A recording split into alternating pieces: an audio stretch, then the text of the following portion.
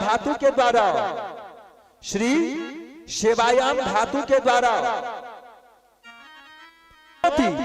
परिपक्वम करोति, अर्थात नंदलाल जिनके चरणों की सेवा करते हैं, नंदलाल जिनके चरणों की सेवा करते हैं, भगवान श्री कृष्ण जिनके चरणों की सेवा करते हैं, वो क्या है? श्री। नंदलाल जिनके चरणों की सेवा करते हैं वो क्या है? श्री। श्री कृष्णेन श्रीयते सेव्यते या शाश्री, अर्थात भगवान श्री कृष्ण जिनके चरणों की सेवा करते हैं वो है श्री, यानी कि राधा रानी। समझ गए? श्री का अर्थ राधा रानी। फिर पूछेंगे भी, इसलिए याद करते जाइएगा। उसके बाद क्या है? मद। मद माने, मद माने पूर्ण, अर्थात राधा रानी की कृपा से पूर्ण जो पुराण वो है भागवत।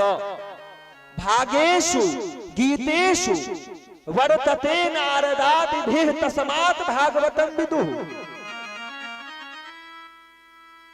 हाँ?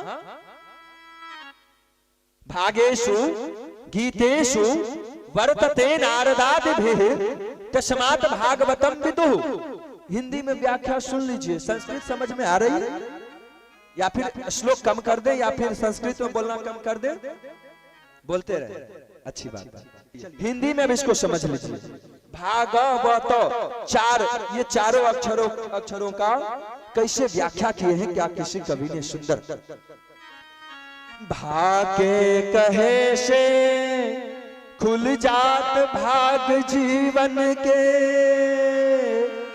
गा के कहे से गिरि गुमान गल जात है, वाके कहे से विष्णु दूतन में वरण होत, ताके कहे से भव सागर से तर जात है, ताके कहे से भव सागर से तर जात है।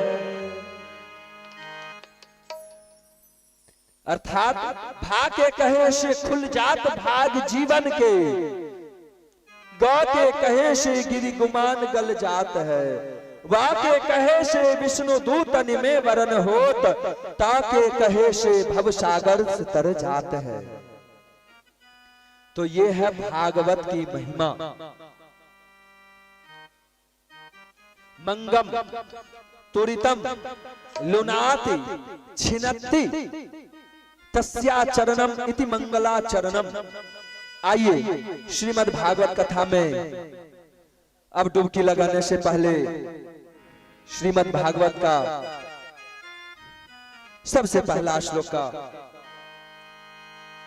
क्योंकि मंगलाचरण, पता है मंगलाचरण क्यों किया जाता है? कोई भी कार्य करते हैं तो मंगलाचरण क्यों किया जाता है? पता है? बोलो मैया, पता है मंगलाचरण क्यों किया जाता है? अच्छा, गणेश जी के मुंह में केला चिपकाने के लिए। कुछ लोग जाते हैं ना मंदिर, तो गणेश जी के मुंह में यूं केला ले जाएंगे और इतना तोड़ करके गणेश जी के मुंह में चिपका देंगे, लीजिए खाते रहिए। भोले बाबा पर है तो जाकर के एकदम कद्दू चढ़ाएंगे, बैगन चढ़ाएंगे। और कभी ये नहीं होता है जो भोजन थाली में वही कद्दू का और वही बैगन का सब्जी बना करके और चावल दाल सब्जी 56 भोग बनाकर भोग लगाइए ना, कद्दू ले जाकर के चढ़ा देते हैं कच्चे, है ना? तो मंगलाचरण क्या है? किसी भी कार्य को हम प्रारंभ कर रहे हैं तो उसमें विघ्न बाधा ना हो, एतदर्थम मंगम तुरितम लुनाति छिनत्ति इति तस्या चरणम मंगलाचरणम।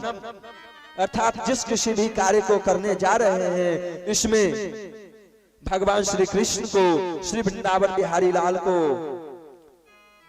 श्री राधा रानी के चरणों में बारंबार प्रणाम करते हुए यही प्रार्थना करते हैं कि कथा में कोई भी विघ्न बाधा किसी भी प्रकार की ना हो, इसीलिए मंगलाचरण किया जाता है।